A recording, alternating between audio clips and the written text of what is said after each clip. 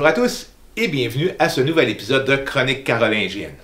Aujourd'hui, nous allons discuter d'un moment particulier de notre récit, entre autres relaté dans le livre du Mage de Baël, moment qui du même coup est lié à un événement important tout autant que méconnu de l'histoire de la Grande-Bretagne.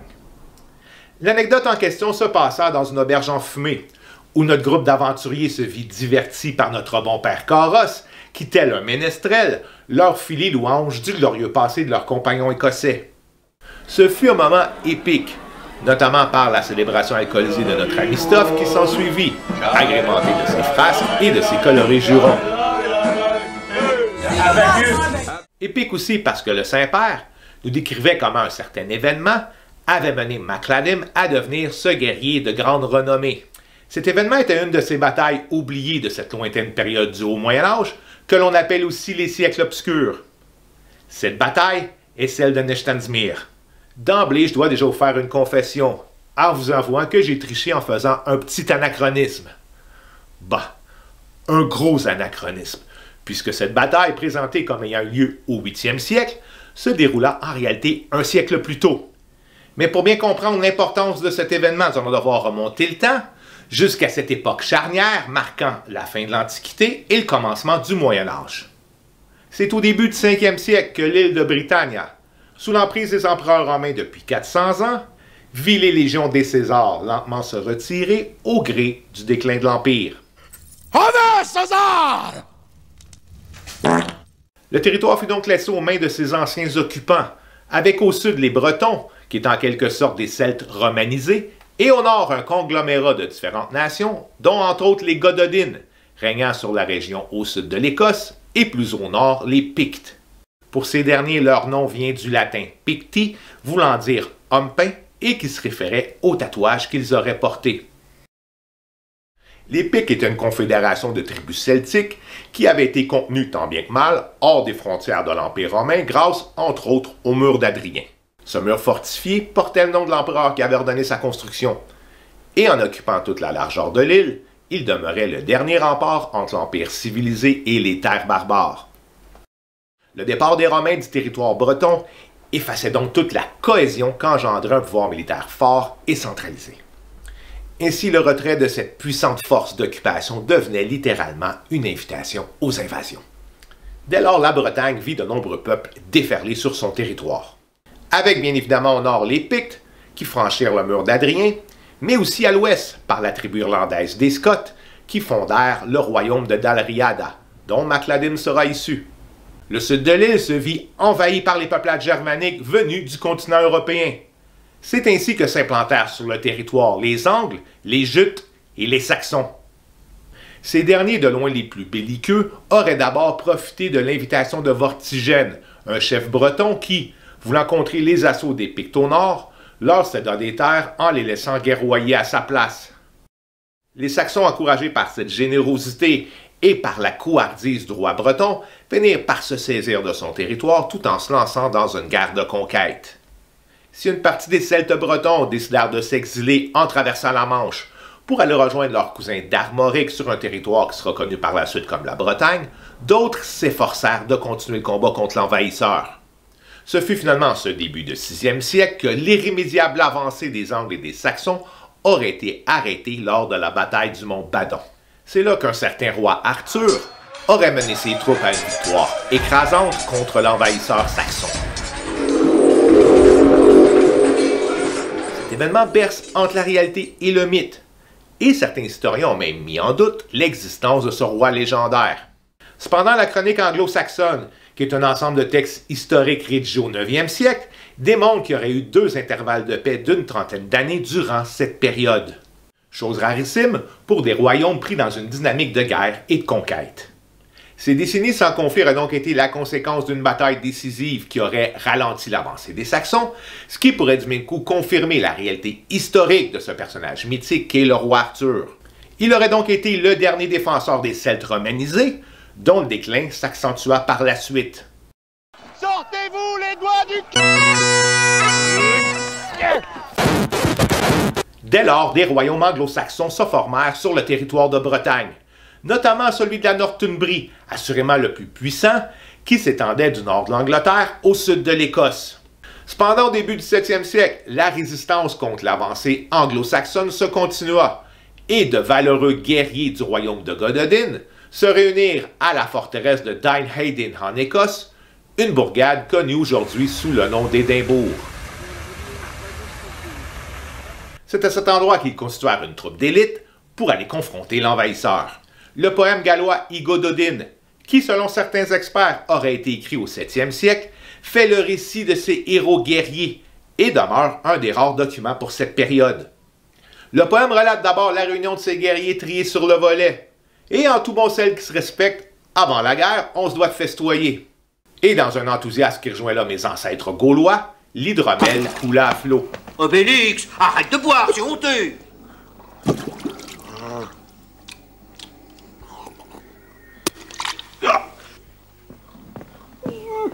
C'est ainsi que l'on oublia les Saxons pour faire la fête dans le grand hall de Dynehadin pendant un an.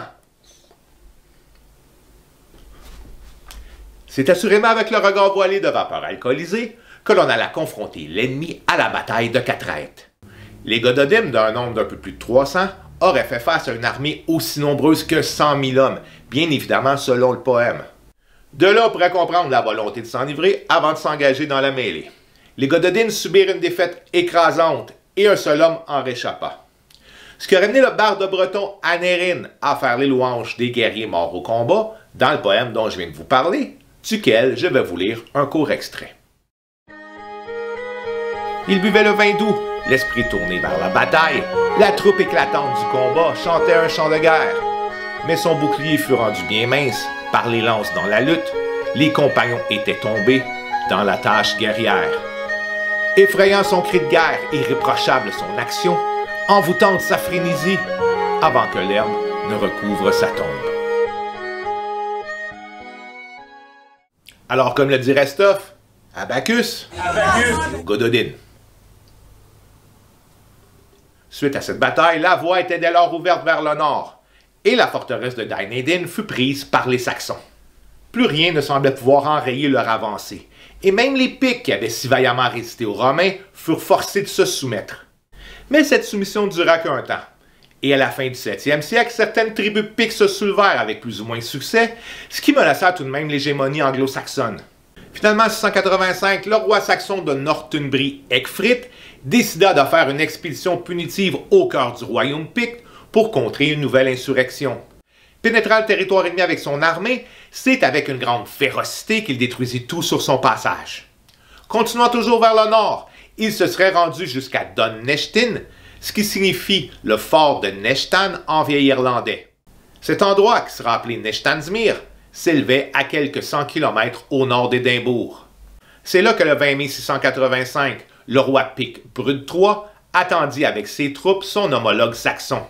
Les deux armées se firent face, et après avoir simulé la retraite, les Pictes, qui connaissaient bien le terrain, se rangèrent en formation dans un défilé surplombé de montagnes escarpées, empêchant ainsi la cavalerie saxonne de les prendre à revers.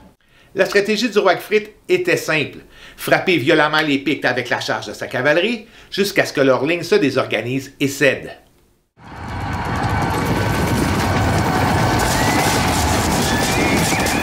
Cependant, les lignes tinrent bon, et sentant que les cavaliers northumbriens faiblissaient, les Pictes se lancèrent à l'assaut, appuyés de leurs forces de cavalerie qui avaient été mis en réserve. Les rangs des envahisseurs se disloquèrent, et les guerriers ennemis se firent littéralement massacrer.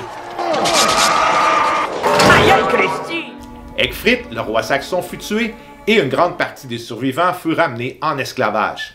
Pour ce qui est de notre récit des chroniques, le roi saxon aurait plutôt tombé sous la lame d'un guerrier que l'on connaît bien, originaire d'un des clans gaéliques de Dalriada, qui, par ce fait d'armes, obtiendra une grande renommée et sera reconnu par la suite sous le nom de Macladim, le tueur rouge. Mais revenons à la réalité historique, je dois dire que l'essentiel de ce récit nous vient d'un moine et chroniqueur du 7e siècle, Bède le Vénérable, qui ajouta de plus que cette défaite, pour le moins catastrophique, stoppa définitivement l'expansion saxonne vers le nord. Les Pictes reprirent ainsi leur indépendance en raffermissant leur pouvoir, jusqu'à ce qu'ils s'unissent à la fin du 9e siècle avec les royaumes scots, donnant ainsi naissance à l'Écosse moderne. Cet affrontement fut donc déterminant pour l'histoire du pays. Et pour ma part, L'événement est ressorti de la brume des siècles pour venir se greffer à mon récit des chroniques grâce à un ensemble de pierres qui s'élève à quelques kilomètres du site présumé de la bataille. Et on parle là des pierres pictes d'Aberlemno. Ce type de pierre, que l'on retrouve surtout au nord-est de l'Écosse, voit leur surface gravée de différents symboles et laisse encore les chercheurs perplexes sur leur véritable signification. À l'instar des pierres de souvenir des anciens Scandinaves, certains spécialistes croient qu'elles servaient entre autres de monuments commémoratifs en rapport à des événements marquants, comme l'aurait justement été la bataille de Nechtansmere. Les pierres d'Aberlemno, du nombre de 5, se retrouvent dans la bourgade du même nom. Les plus impressionnantes sont celles se tenant aux abords du chemin. L'une d'elles aurait été sculptée à une période aussi lointaine que le 6e siècle et est recouverte de symboles pictes comme le serpent, le miroir ou la baguette en Z, ce qui la rend des plus mystérieuses, au point où la signification de ces gravures est encore sujet à débat. L'autre pierre, qui daterait du 9e siècle, est tout autant recouverte de symboles chrétiens que pictes, notamment avec d'un côté la croix celtique et de l'autre une scène de chasse. Mais la pierre qui pour nous est la plus intéressante est celle qui s'élève dans le cimetière de la ville. Datant du 8e siècle, la pierre montre d'un côté cette fameuse croix celtique ornée d'entrelacs, entourée d'animaux fantastiques. Malgré la beauté de cette sculpture, c'est vraiment l'autre face de la pierre qui nous intéresse, puisqu'elle montre une scène de bataille que certains spécialistes identifient comme étant celle de Nechtansmere. D'abord, on aurait les Saxons, qui seraient reconnaissables à leur casque à naseaux et seraient illustrés à majorité en tant que cavaliers.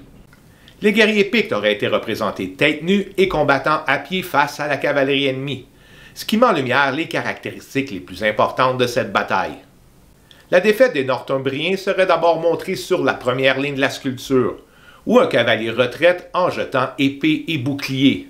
Enfin, tout en bas, la brutale conclusion de cet affrontement est illustrée à partir du cadavre d'un guerrier saxon qui se fait picorer le visage par un corbeau.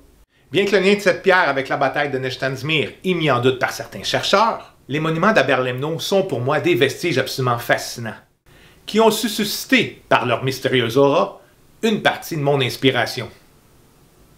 Du même coup, j'ai aussi été grandement inspiré par ce festoiement des Gododines, se terminant par leur assaut éthylique plutôt catastrophique, qui pourrait aisément ressembler aux abus de la bouteille de Stoff, notre voleur fêtard.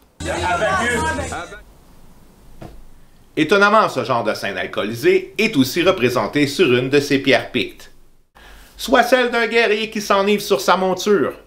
Cette dernière, exposée au Musée national d'Écosse à Édimbourg, demeurant une de mes préférées.